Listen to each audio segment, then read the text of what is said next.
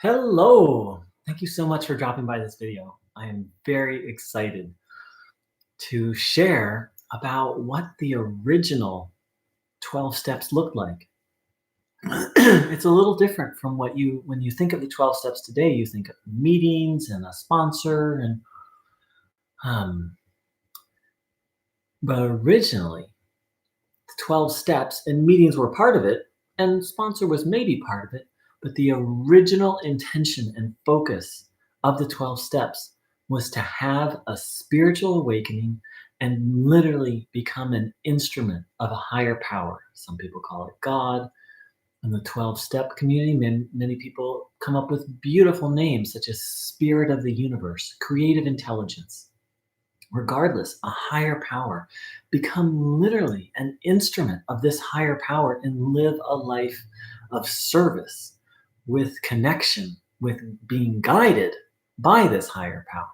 That was the original emphasis and focus of the 12-step program. And sadly, if you go to a meeting today, you'll hear about 3% of that. Mostly what you'll hear is sort of people complaining and talking and unloading their problems and putting forth the idea that going to meetings is the solution. When the original founders of the program and the original, in fact, it wasn't so much a program as it was a spiritual process,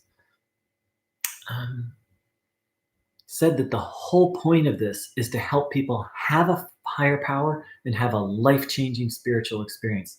And they were able to come up with, this is going to sound a little hard to believe, they came up with a formula that reliably works for that. And those are the specific 12 steps. As I'm a mystic, I've been meditating now for over 31 years. Is that right? Yeah, 31 years. And I've had profound spiritual experiences, and the most transformative spiritual transformation that I've ever had is through working the 12 steps. And many people also don't know that Carl Jung was one of the 3 main influences on the 12 steps. And here's what he said about seeking a spiritual awakening in order to cure, whether it be, originally it was for alcoholism, but the same principles apply for drug addiction, overeating, sex addiction, codependence, obsessive thinking, anxiety, for any unmanageable problem. Here's what Carl Jung said. Alcoholics have had what are called vital spiritual experiences. To me, these occurrences are phenomena. They appear to be in the nature of a huge emotional displacement and rearrangements, ideas, emotions, and attitudes, which were once the guiding force of the lives of these men. Back then it was mostly men who were alcoholics, but the guiding forces of the lives of these men are suddenly cast to one side, and a completely new set of conceptions and motives begins to dominate them. That's what I experienced, was a complete reorientation in my life. Now, how on earth is this possible? Well, that's what the 12 steps are. Very briefly, what they are, the first step is a step of humility, of admitting we have a problem that's bigger than us. For someone who doesn't have an addiction, you can just substitute ego instead of alcoholism or drug addiction.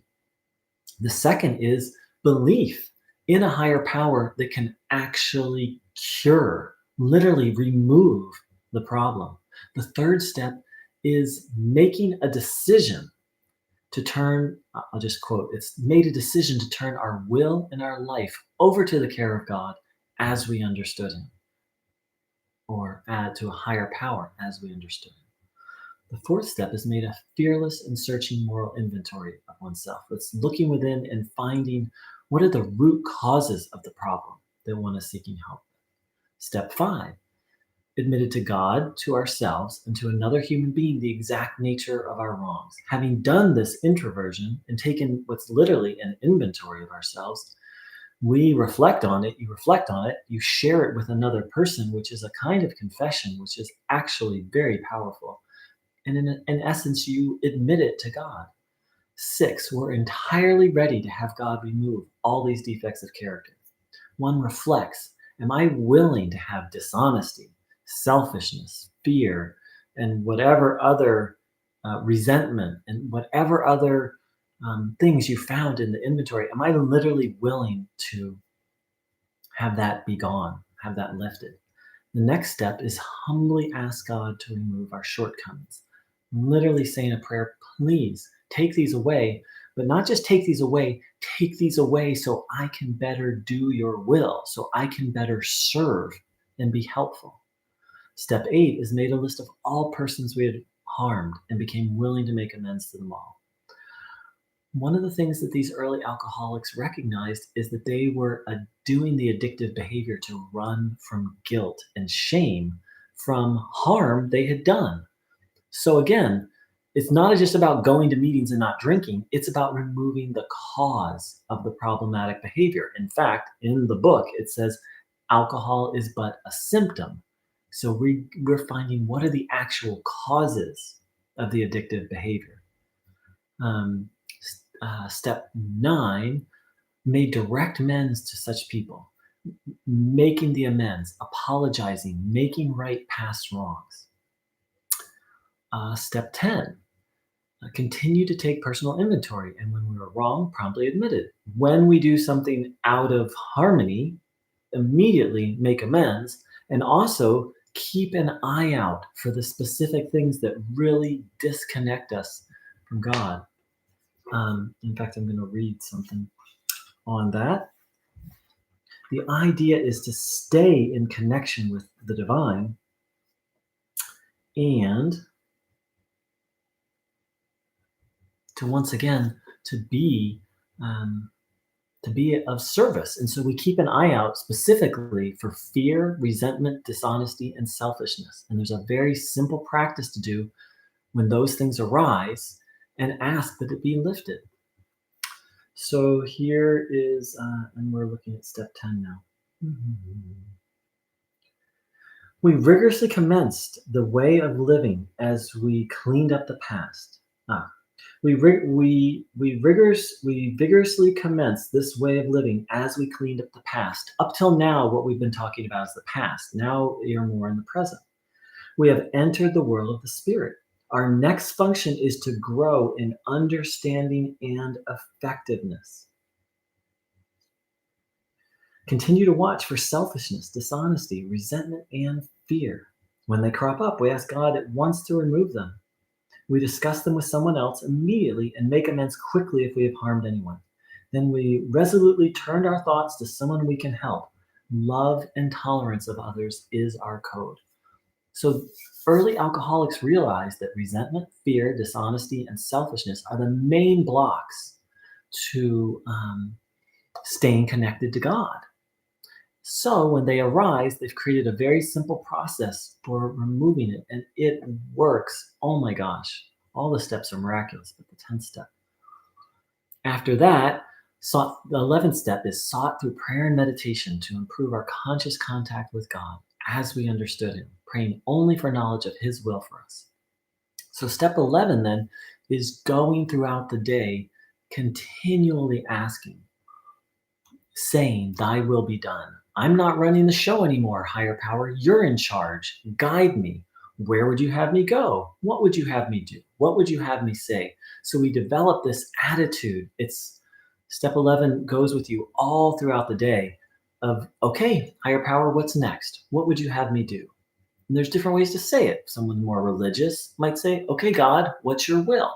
Someone who is more on a, quote, spiritual path might say, okay, creative intelligence, guide me. What's next? Okay, inspiration, what's next? And then the 12th step is having had a spiritual awakening as a result of these steps, which also indicates if you haven't had a spiritual awakening, you need to go back and do it again. Because if you do these steps in the prescribed manner, you will have a spiritual awakening. Every time I've done it and I've redone it, I have had literally a shift of personality. We tried to carry this message to others and practice these principles in all our affairs. So this is the call to service. This is the call to service and then to live these principles day by day and to share this beautiful way of life with others. The 12 steps actually is a way of life. And it's a way of life of living the St. Francis prayer, which is actually very beloved in Alcoholics Anonymous. Lord, make me an instrument of your peace. Where there is hatred, let me sow love. Where there is injury, pardon. Where there is doubt, faith. Where there is despair, hope. Where there is darkness, light. And where there is sadness, joy. O Divine Master, grant that I may not so much seek to console, to be consoled as to console, to be understood as to understand, to be loved as to love. For it is in giving that we receive, it is in pardoning that we are pardoned, and it is in dying that we are born to eternal life. And I would add, the death they're talking about there is nothing other than the death of false self. And that's actually talked about in the original program, that all of our problems come from false self or selfishness. It is Mysticism 101, completely in the most nuts and bolts, broken down way. It's active mysticism, being in communion with God, higher power, and then acting from that place and creating a life based on that, a life based on what can I contribute to life, guided by a higher power. Thank you so much for watching this video. If you have any questions or comments, feel free to post. Take care and much love, and I wish you a day of communion with the divine and contribution to life. Take care. Thank you.